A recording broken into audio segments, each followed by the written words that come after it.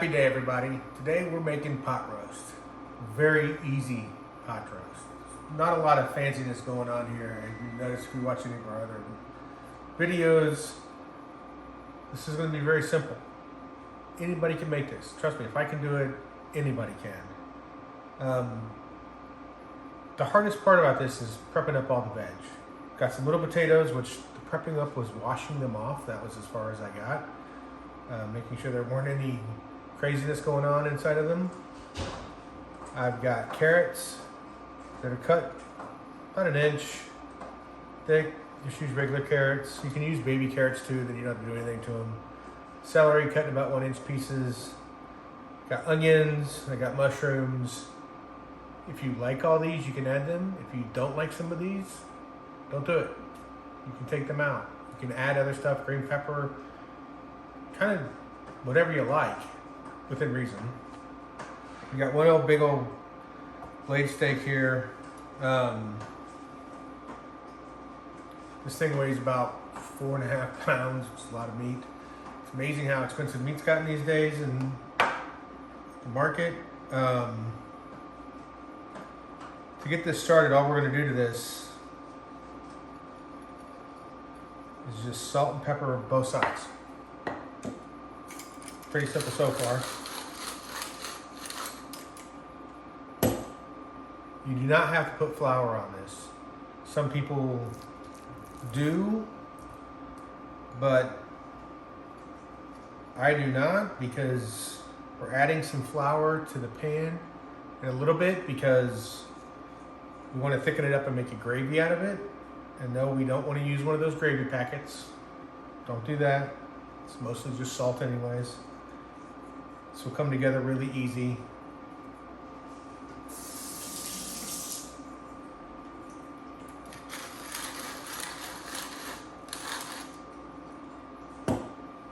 I want to brown this off pretty good. So I've got my pan on a pretty high heat. Going to add about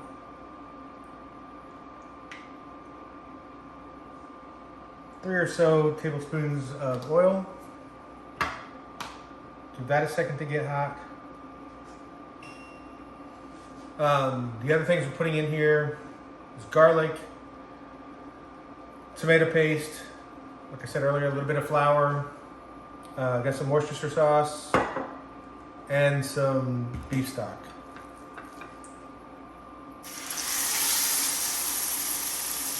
We want to give this a nice brown because that just creates flavor in here. It's going to make it absolutely delicious.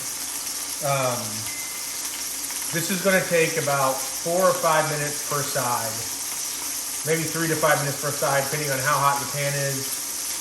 It's really important to try to use one of these Dutch ovens, these enamel-covered iron pans, because they really disperse the heat really well. You don't have to be really fancy with these. I've seen these at Walmart for like 20 bucks, maybe a little smaller than this one. I've got a lot of veg, so I use the bigger one. But for $20, you can go get one. I know everybody has their own budget. You don't have to buy the top of the line, whatever you think that is. But we'll be back in a few minutes as soon as this is done browning. All right, our meat's done browning and I just took it out. It took about 8 minutes or so to be done. So we're gonna start with the vegetables. Start with the heartier stuff first. The carrots and the celery.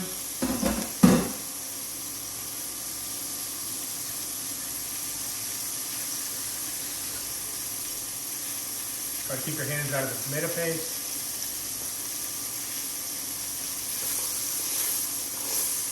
A lot of fond built up on the bottom of this pan too, which is good because that's just flavor. Fond's the French word for sticky good bits, I think is what the official thing is. But as we add more veg to this, and the veg sweat off some of their liquid, we're going to be able to scrape up all this fond off the bottom of the pan because there's a lot of really good flavor in there. You want to let these cook for 2-3 minutes, maybe 4 or 5 minutes, just to get a little bit of color on the the vegetables. I'm going to go ahead and add the mushrooms.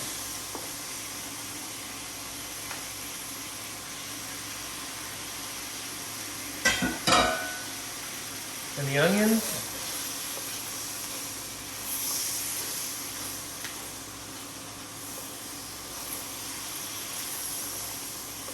Those all mixed around.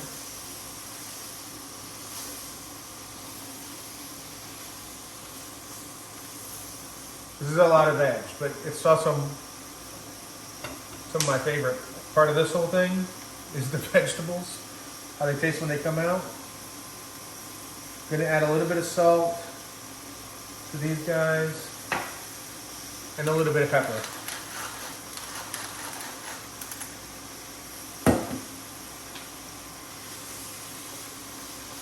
We really just want to keep this stirring up. So far pretty easy, right? I'm not putting in the potatoes right now because if this is going to cook in the oven for 2.5 to 3 hours or so, maybe 2 to 3 hours depending on your oven. Cooks at 350. But if I put the onion or the potatoes in now, they'll get super mushy at the end. Like just disintegrate when you touch them. Mushy. So I'm gonna let these guys sit out for about half the time it cooks. So maybe after an hour and 15 or so, I'm gonna go in there and add the potatoes to the pot. We'll show you.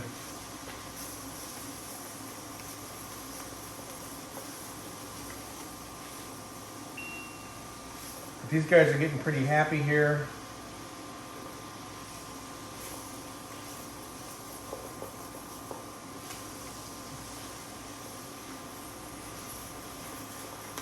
Really starting to release some of their liquids. The salt helps that happen.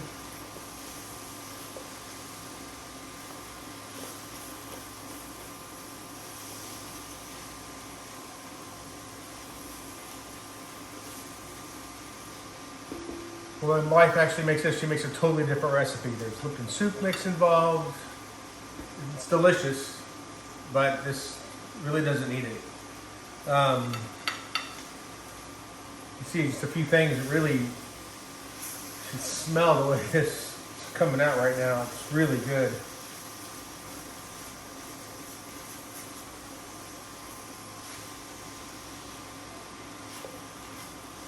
Okay, all those little fond pits pretty much off the bottom of the pan.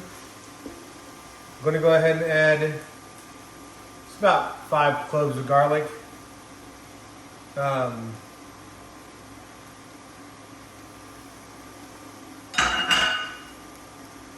You can go crazy here. I mean, I would say you could start with 2 or 3 cloves of garlic if you want. That was, I think, 4 or 5 chopped up. You could use 15 if you really like garlic. I like garlic, but not quite that much. Get that mushed around. Incorporated well. Boy, is that starting to smell really good.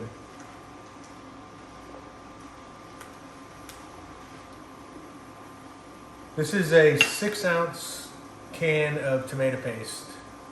Buy good tomato paste if you can.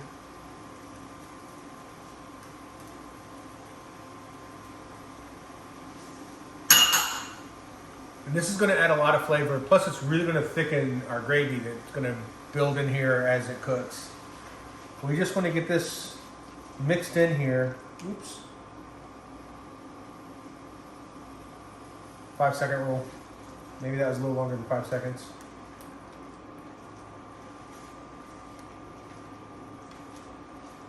But the tomato paste adds a lot of good flavor to this too. We're using beef stock in here today. You can start with water and use bouillon if you want. I just had a box of beef stock sitting in the pantry, so that's what we're using. Boy, this is smelling really good.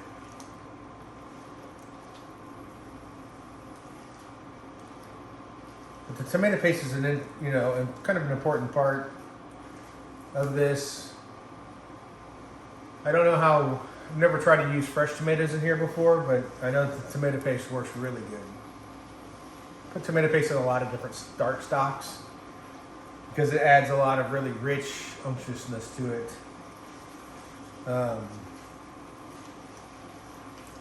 Just great flavor. Now I had an oil in the pan, which it didn't all get taken up by roasting off or searing off the meat. So we're just going to add some flour. This is about 3.5 tablespoons. I just kind of did a scoop. You use up to a 1/4 cup.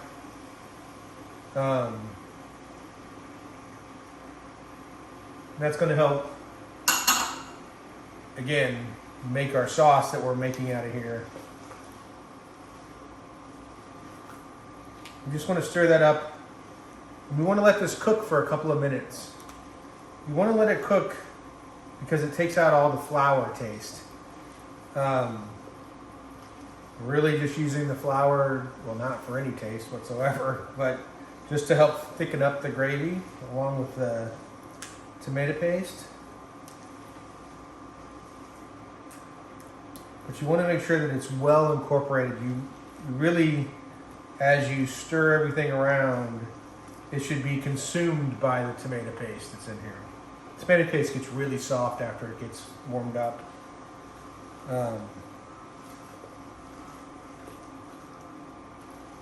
It's very simple. All right. So this is 32 ounces, so 4 cups of stock.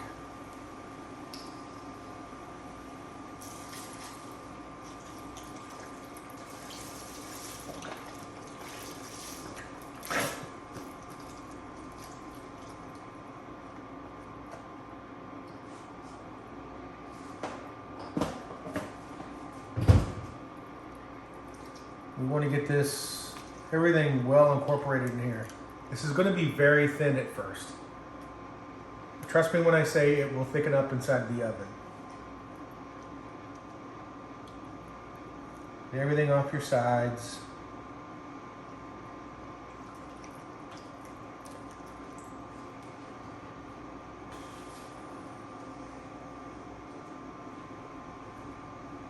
Keep your workspace clean. Makes cleanup much easier if you clean as you go.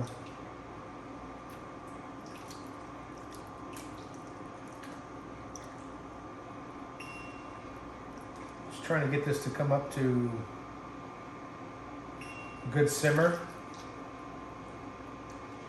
Well, not really a simmer, but just warm it up to get everything started. Like I say, this is very, very thin, but it will thicken up into a nice gravy as it cooks. Now, if you don't mind mushy potatoes, you could put them in right now, but I promise you they'll kind of disintegrate even with the jackets on them still.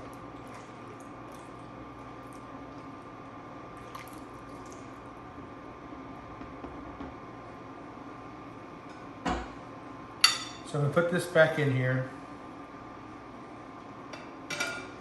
And any juices that were in the pan. And you kind of want to get this down in that gravy.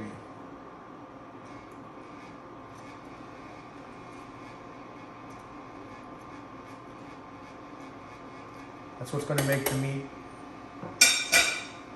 really get tender. So the only thing left to do now is to wait. Oh, totally forgot. Worcestershire sauce.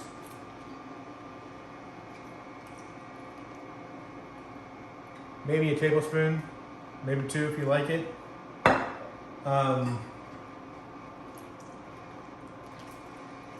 It just adds a nice richness to the gravy. If you don't like Worcestershire sauce or don't have it, don't let it stop you from making the recipe.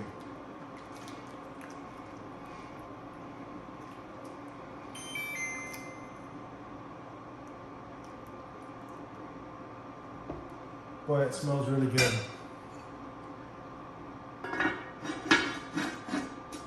So you really want to just trust the process, the cooking method here. The only time we're going to take this off in the next 2.5 hours is in about 1 hour and 15 minutes to put the potatoes in there. 1.5 hours, 1 hour and 15 minutes will give them plenty of time to cook and be really happy. We're going to get this in the oven and we'll be back. All right, so it's been about 3 hours. I just pulled this out of the oven.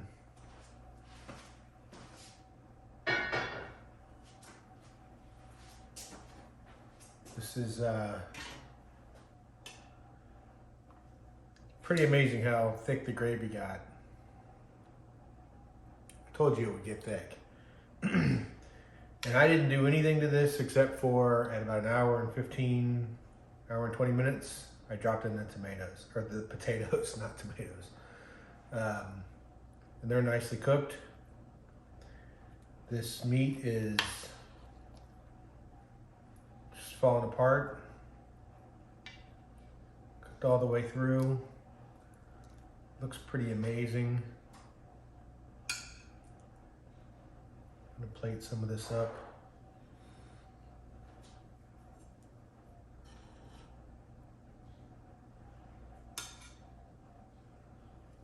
Some of this good veg. So as I said earlier, I love the meat too, but I love the way the vegetables taste in here.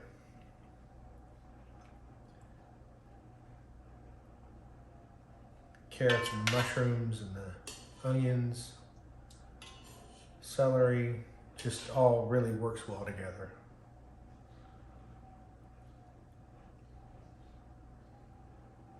Okay, so this is all done. It's time to give this a taste and have some dinner. Can I taste? Of course you can. Oh my God, this looks delicious. It's the best. Pretty tender, huh? It's delicious.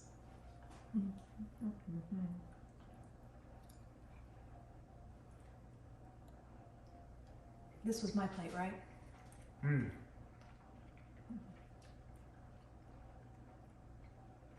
It's got a good flavor. Very rich. Well, it's amazing how the gravy works. You can put a little bit more gravy on there if you want. It starts out so thin, and over the time in the oven, it just thickens up on its own. You really don't have to do anything to it. Nothing was added to this. As you saw, I took the lid off. It's real simple. We need some more gravy?